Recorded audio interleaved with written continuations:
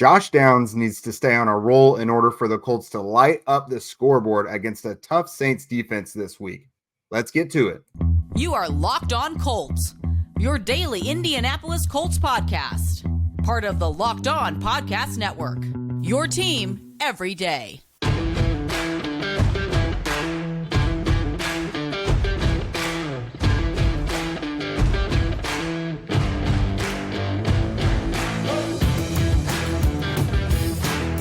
All right. Thanks for tuning in and making us your first listen of the day. This is your daily podcast covering your Indianapolis Colts, part of the Locked On Podcast Network, your team every day.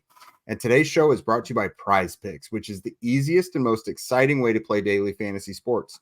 Go to prizepicks.com/LockedOnNFL and use code all lowercase LockedOnNFL for a first deposit match up to $100. What up, everyone? This is Jake Arthur and Zach Hicks. You know, the two of us from horseshoehuddle.com. And today we are bringing you our final thoughts on Colts Saints. You don't get a ton of these NFC South matchups, and historically it has not been great against the Saints. Some really one-sided performances, but luckily it seems like things are a lot different this time. Drew Brees isn't over there. The Colts are ushering out another backup quarterback, though, which is very on brand for this series. But we're going to talk about things, really key points of focus on the offensive side of the ball, because, again, this is another tough defense that the Colts are going to face. But on the flip side, defensively, the Saints offense has more firepower and is capable of more firepower than what they've really put out there so far. So we're going to take a look at what to expect there, and then ultimately what we think the final outcome is going to be. So, Zach, hello, my friend. Are you ready to turn the page and get past these frustrating last couple of weeks? What last couple of weeks? The only thing I remember is the Colts put up 38 against the best defense in football, against the vaunted Cleveland Browns defense. That was the best defense in the last 50 years. The Colts put up 38 points. I don't know what the result of the game was. I just know the Colts put up 38 points. So I'm feeling good. And, you know, this Saints defense can't concern me right now because we just put up 38 against the Cleveland Browns. We're feeling good. I immediately started thinking of that Anakin Skywalker meme where it's like, and they won, right? They won, right? Yeah. But that's going to actually be the cover photo for this episode. But no, Colts got to turn this page, not turn it over. You know, they're facing a defense that's pretty good, near the top of the league in takeaways, with the Saints tied for fifth with 12. Obviously, Gardner Minshew has 8 over the final 2 games. So I think the really frustrating part, especially when you look at last week, was the Colts put up 38 points despite all those turnovers.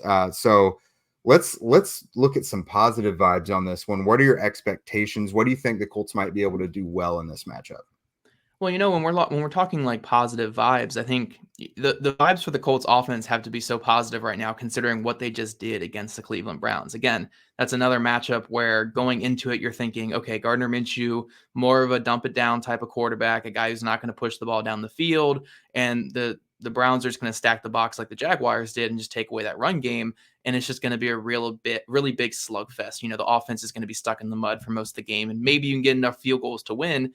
Instead, the Colts are ripping it down the field. They're getting these 60-yard gains. They're getting, you know, Michael Pittman Jr. breaking tackles for a huge touchdown, Alec Pierce catching a deep bomb, Josh Downs catching a deep touchdown to start the game, the running game getting going pretty early and often in that one too. So this Colts offense is clicking on all cylinders right now, despite it not really working the way we thought it would with Gardner Minshew. Like, so far through these last 2 games with Gardner Minshew, it has not been the safe dump it down type of offense that you would expect. It's been the highly volatile, explosive play offense where you're either going to have a turnover or a touchdown on every single drive. You're not punting, you're not kicking, you're going to turn the ball over, or you're going to score a big touchdown. It's very Carson Wentzian is what I was going to say big 2021 vibes. Yeah, really, really it is. Outside of Jonathan Taylor being that Jonathan Taylor, even though I think he's kind of come back to form. But I think the vibes for this offense have to be pretty good, though, because Shane Steichen just did what he did against the Cleveland Browns. And honestly, even against the Jaguars the week before, he had a really good scheme for that game. It's just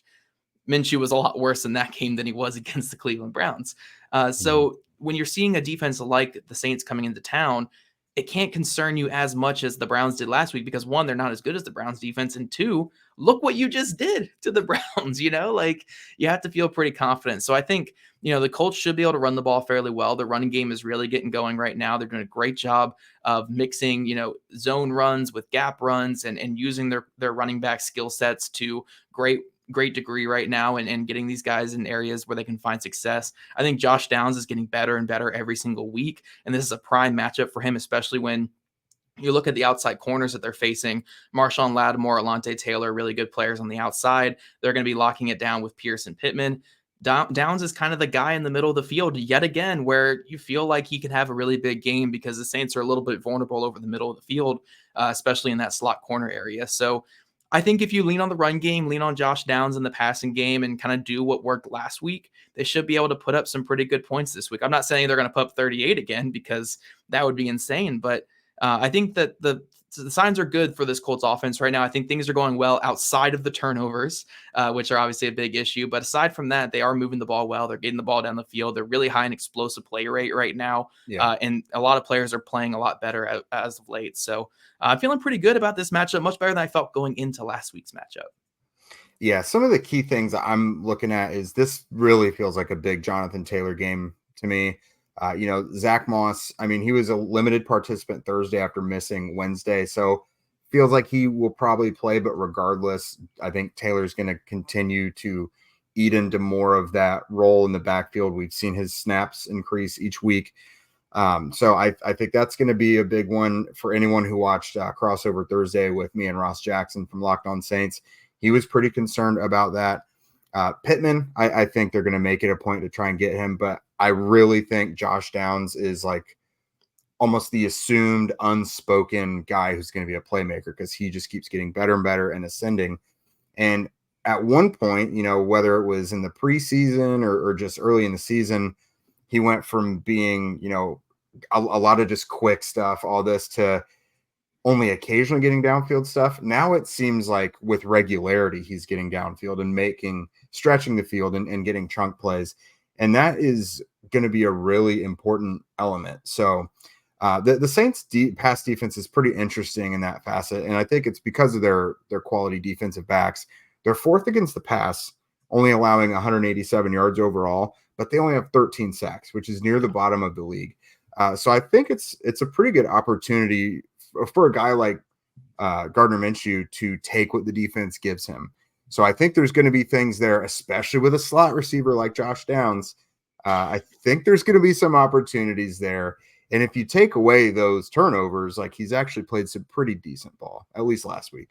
If you take away the turnovers, the thing that you cannot take away because Right. they are that important in the NFL. But yeah, if you take away the turnovers, he's played some pretty good ball. But I do think, like you said, this is a great week for, and I know analytics people are going to hate me, but the run pass, the get Jonathan Taylor involved on the early downs, get you into third and manageable, feed Downs and Pittman to get those first downs. And, if you have to turn out a couple 8, 9, 10 play drives to get down and get a field goal or get some points, that's a positive drive against a good Saints defense, especially against the Saints offense that has been throwing a plate. So, I'm all for, getting this offense just moving, get them on schedule and not turning the ball over this week. I think that'll be really big for this Colts offense. Yeah. Part of me, knock on wood again, part of me says that it can't happen 3 weeks in a row, can it? But again, if we're rolling back the clock here to 2021, it can happen a lot. Or 2022. 2022. Yeah. Exactly, because Matt Ryan was uncharacteristically giving when it came to turnovers. But we got a lot more for you guys here in a minute. We're going to flip the script, look at the defense. And on paper, this Saints offense is pretty loaded, but just hasn't really lived up to expectations yet. Colts defense, they could have a little bit of a rebound as well. They are banged up too. We'll get to that in just a minute. Snap into action this NFL season with FanDuel, America's #1 sportsbook. Right now, new customers get $200 in bonus bets guaranteed when you place a $5 bet. That's $200 in bonus bets, win or lose. If you've been thinking about joining FanDuel, there's no better time to get in on the action. The app is incredibly easy to use. There's a wide range of betting options, including spreads, player props, over-unders, and more. There's something for everyone. If you're uncomfortable just picking straight up, You can bet on player statistics. That's a lot easier. And honestly, to me, it can be a lot more fun. This week, FanDuel's got the Colts as 1.5 point favorites at home, and for the point over under to be 43.5. Now, Gardner Minshew and PJ Walker absolutely melted the scoreboard last week. So what might it look like with Gardner Minshew versus Derek Carr? We'll see. Visit FanDuel.com/lockedon and kick off the NFL season. FanDuel, official partner of the NFL.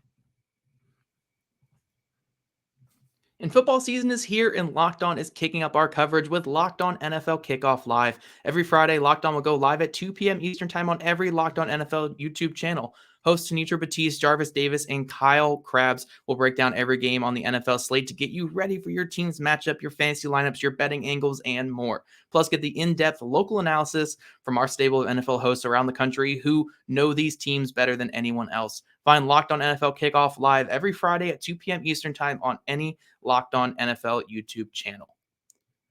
All right, Jake. So getting into this Colts defense matchup with the Saints offense, it's kind of similar to last week where you're more concerned about the other side of the ball going into the matchup, saying, hey, the Colts are going against this vaunted defense, but the offense they're facing is a pretty exploitable matchup. It's a matchup where, the Colts offense or the Colts defense should have some success, but as we saw last week, even with the tons of turnovers, like I'm not saying the defense was completely at fault for 39 points given up. They still didn't get off the field enough against PJ Walker led Browns offense.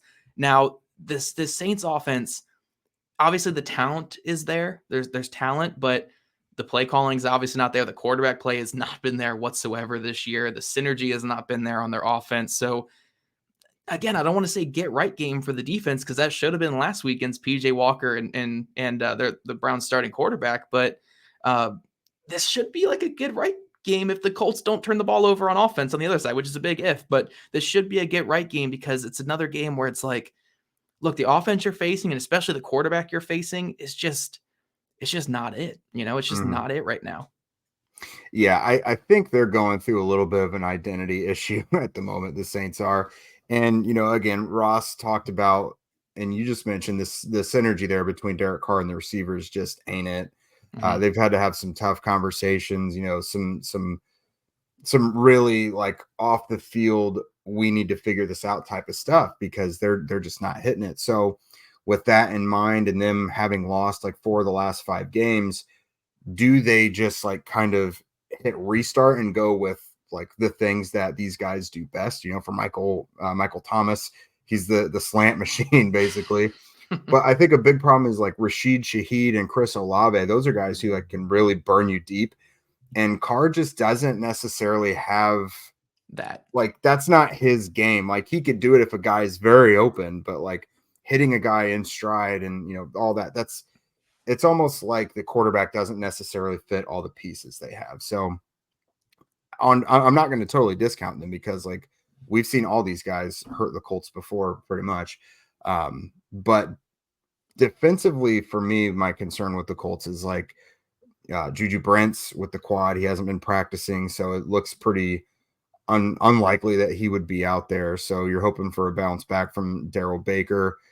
You've got, of course, I can't remember his first name now. Amir Speed is that the new guy? Yeah. So Speed, does he get out there at all? Tony Brown, what does the secondary look like? And like, can they scheme up ways for like Chris Olave, who's incredibly talented and despite his arrest is supposed to be playing? Like, I don't think that's going to be an issue.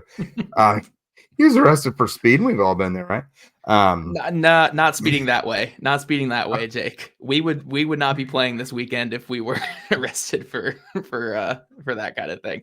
But no, I am looking at it with the outside cornerback rotation. I'm curious to see what the Colts go this week because I just don't think a winning strategy is Darrell Baker Jr. out there for the entire game. The Colts typically don't rotate at corner, so typically the guy that we're going to see out there on snap 1 is going to be the guy we see there throughout the entire game. Like when Jalen Jones had a good offseason, he didn't really rotate in until there were injuries in front of him. And now he's playing some really good football for the Colts. Only 4 receptions allowed in 3 games that he started on the outside. So Jalen Jones is going to be a starter this week. He's going to be a solid starter. He's going to do some good things for the Colts. But What are they going to do on the other outside quarter? I still think the best strategy is getting Kenny Moore back on the outside and having Tony Brown start in the slot, or vice versa. Tony Brown on the outside, even Kenny Moore in I the was slot. gonna say too, I think I'm a little more comfortable with Brown. Yeah, whatever way Brown is on the field or crosses in the slot or whatever you're going to do with that, put Blackman down in the slot again and put Cross at safety, like any way to not have Darrell Baker Jr. on the field, because here's the thing. I was really high on Darrell Baker Jr. coming into the year, and I do think for the most part last week he had a fine game until that last drive, but you can't be playing poorly and have the target on your back from refs. The referees are targeting him right now. You saw that on that last drive last week. They're just glaring at him, and anytime he touches a receiver, they're throwing a flag right now. And he's not playing particularly well either. So there's just really no reason to have him out there. It's just a liability no matter what he does. So that is obviously the biggest storyline for the Colts. Is it doesn't matter what the Saints offense is doing. If Darrell Baker Jr. is out there playing like he did on that final drive or getting targeted by refs like he was on that final drive, the Colts defense is not going to be in a good place to win this game. But overall, I do like this matchup for the Colts defense. The Saints offensive line has not been particularly good the last couple of weeks. They've been really injured. Derek Carr, when it comes to facing pressure or trying to work around pressure, has been really poor throughout his entire career. Gus Bradley knows Derek Carr, and obviously you saw that in this last matchup last year where the Colts defense had one of their brightest games of the second half of the season. The second half of the season was brutal for the Colts defense, but they were really good in that game against that Raiders offense. So I think a lot of things point to a Colts victory this weekend, but it really comes down to what this Colts defense can do in terms of outside corner play. Can they stop the run in Alvin Kamara? And will their offense, again, on the other side of the ball, not turn the ball over? That's the biggest thing for the Colts, because if they can just do those couple things, or they can perform well in those areas, then they should be able to win this game. Yeah. The passing game is just, that's such a huge question mark. But I mean, I like that you brought up Gus Bradley's track record against Derek Carr, because that is important. It does play a role. And we see some of these marquee Gus Bradley games, where he just puts together a genius plan against guys that he has a track record against. So I'm looking forward to that. But one thing that could be iffy, obviously no Grover Stewart, and Eric Johnson has been down the first 2 days of practice. What's this run game going to look like against Alvin Kamara and Jamal Williams? I know those guys aren't in their prime necessarily anymore, but they're capable of the Colts' most vulnerable spots can be right up the middle, and those guys can make some plays there. So I'm kind of worried about the Saints getting ahead and down in distance, because obviously that's going to be the best way to control things offensively. I think that's going to be the key. Taven Bryan is going to have to ratchet it down. Hey, maybe getting McTelvin Agim up is actually a blessing in disguise, because I think he's better than Eric Johnson and Taven Bryan against defending. I do the run too. anyway, I was talking about it last week in the press box. I was like, Agim is a guy I would get up right away. Yeah. So maybe Eric Johnson's injury is kind of a blessing in disguise. You can get Agim up, get him some snaps, and it's hey, we have a better run defender here than what we had in Taven Bryan or Eric Johnson. So we'll see what the Colts do there, but I do like this matchup for their defense, and they need a get-right game. And I think Derek Carr, traditionally this year, has been the quarterback to get right against. So I'm optimistic about the Colts defense. We'll see what happens. But coming up, we're going to talk about our final thoughts on this game. Do the Colts bounce back in a big way this week? Does their offense avoid the turnover bug? We'll talk about that here coming up in just a second. And PrizePicks is the most fun I've had, winning up to 25 times my money this football season. You just select 2 or more players, pick more or less on their projected stats, and place your entry. PrizePicks is really simple to play. I can make my picks and submit my entry in less than 60 seconds. Quick withdrawals, easy gameplay, and an enormous selection of players and stat types are what make PrizePicks the #1 daily fantasy sports app. This week, they got Gardner Minshew's passing mark at 224.5 yards and Michael Pittman Jr.'s receiving set at 60.5. We all know how it goes in the NFL. When a receiver complains about targets, he gets a ton the next week. So 60.5 yards for Michael Pittman Jr. I'm gonna pump the more on that one. I really like that one there. Gardner Minshew's 224. I'll leave that for you guys there. You guys can let us know in the comments with that one. I'm a little scared of that one there. Seems appropriate. It seems appropriate. Yeah. Go to prizepicks.com/LockedOnNFL and use code LockedOnNFL for our first deposit match up to $100. Again, that's prizepicks.com/LockedOnNFL and use code LockedOnNFL for a first deposit match up to $100. PrizePicks, daily fantasy sports made easy. Everyone, it's time to pull out your Lucky Charm jersey and order your favorite apps and zerts on DoorDash because it's football season once again. Why root for your team on an empty stomach? That's foolishness. Order on DoorDash and save on football watch party favorites. Get 50% off up to a $10 value when you spend $15 or more on your first order when you download the DoorDash app and enter code LOCKED23. Subject to change, terms apply. So me, I am a big DoorDash person. You can ask Zach whenever he's in town staying here. We're getting DoorDash at least once or twice. A couple of my most recent haunts, I've been going around Speedway lately. I'm on the west side of town. So tacos and tequila, I will vouch for those tacos being among the best in the city. Those were for real. And then Big Woods, just down the street from tacos and tequila, actually go in there Thursday night. So really looking forward to that. That's always good food there. Always good beer. Really looking forward to that. Both those places are on DoorDash. I have used DoorDash to get both of those places. So that's very clutch. So get 50% off up to a $10 value when you spend $15 or more on your first order when you download the DoorDash app and enter code LOCKED23. Subject to change, terms apply. Don't forget to use code LOCKED23 for 50% off up to a $10 value on your first order when you download the DoorDash app and spend $15 or more. Subject to change, terms apply. Zach, it feels good to be confident in the Colts again. And I know you are.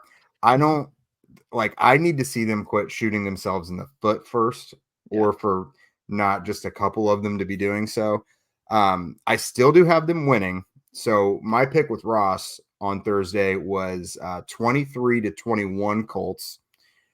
I would be more confident in the defense if it weren't for turnovers from the offense. I don't want the offense putting the defense in a tough spot all the time. So 23-21 Colts, but if they clean up the turnovers, I could easily see it being like 23-10 or 13. I think this could be a really good performance from the Colts defense. I just need to know that the offense isn't going to screw them over, basically. Yeah, Shane Steichen has been near perfect this year. He's done a lot of really great things for this Colts offense. And for them to be going from their starting quarterback, who's this athletic, big arm freak of a prospect in Anthony Richardson, to their backup quarterback, who is not that at all, but is a veteran guy who typically knows what he's doing, and still keeping the explosive play rate, still keeping the points per game up, still keeping a lot of good positive things going with this offense. I think he deserves a lot of credit. But on top of that, you have seen some rookie mistakes. You saw some of the mishandling at the end of the first half this past week. You saw the screen to Marley Cox before the 60-yard field goal attempt. Yeah, that was just stuff like that. There have been some things with Shane Steichen where it has been less than ideal. So I want to see a really complete, great game from him. I want to see him really scheme around this Saints defense without putting his quarterback or his offense into bad situations. But I think he can do it. I have all the optimism in the world for Shane Steichen. Now, I don't know if I have all the optimism in the world for Gardner Minshew, but I do have some optimism that, hey, Gardner Minshew for a majority of his career has not turned the ball over. Yeah, okay, he's fumbled the ball a lot in his career. I think that's always going to be there, but he hasn't thrown the picks traditionally in his career. Hopefully the last 2 weeks are kind of more outlier type games and he can get back to not throwing interceptions. And then the Colts offensive line can maybe just keep him from getting hit, because I do think the fumbles are just always going to be a thing with him. He's got like one fumble per start in his career or something, or one fumble per game in his career. So those are always going to be a thing with Gardner Minshew. You have to kind of live with those, and hopefully your offensive line can jump on those fumbles when he does fumble. But for the most part, I want to see him get back to being Gardner Minshew in terms of just not turning the ball over, keeping things in front, staying ahead of the sticks, and keeping that success rate going on offense. I love the explosive play rate. I will happily take 38 points again this week. Don't get me wrong. I love 38 points. I love explosions. I love 60-yard passes to Downs and to Pittman Jr., but I want to see a more steady and just complete game from the offense. I don't want to see these highs and lows, this high variance from each snap with the offense where you're either going to go 3 and out, turn the ball over, or score a big touchdown. I want to see just more steady, complete drives where you're getting points and keeping that Saints offense off the field and keeping your defense fresh on the other side of the ball. You play some complimentary football this week. Keep your defense actually liking you guys throughout the week, because I feel like the Colts defense has not been happy with the Colts offense in terms of just the short fields they've been given. But I like the Colts in this game as well. I have them 26-20. I want to see a little bit more from the defense in this one for sure, but I just think this Colts offense right now, for what Shane Steichen's able to do with them, I don't want to say they're like unstoppable or anything like that, but they're able to just move the ball no matter who they're playing against, which is nice to see. And I think they're going to compete really well in this game and come out on top. I like it. Sustain those nice fruitful drives. When I kind of pour over my crystal ball, I see Jonathan Taylor being very effective, putting them ahead early in drives, and Michael Pittman Jr. and Josh Downs kind of feasting on those chain moving plays. I think they're both going to get quite a few targets. This could be one where like Alec Pierce, if he's going up against Paulson Adebo downfield, Adebo can be kind of feast or famine. He's got some nice moments, but he can be grabby too.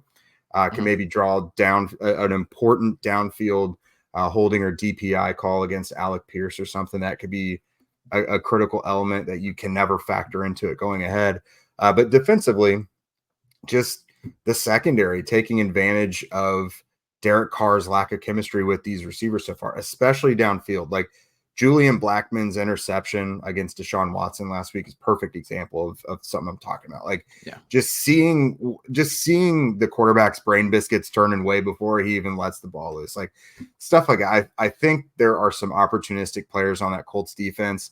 And you'd also love to see the sack numbers kind of ratchet up as well. I think Derek Carr is a guy you can get in a bind. You mentioned throwing pressure at him. He doesn't always fare well in that instance. So that's what I'm picturing when I see this game.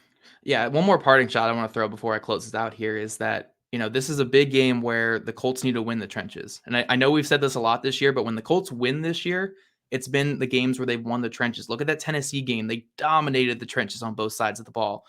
Look at the Texans game, dominated both sides of the ball in that one.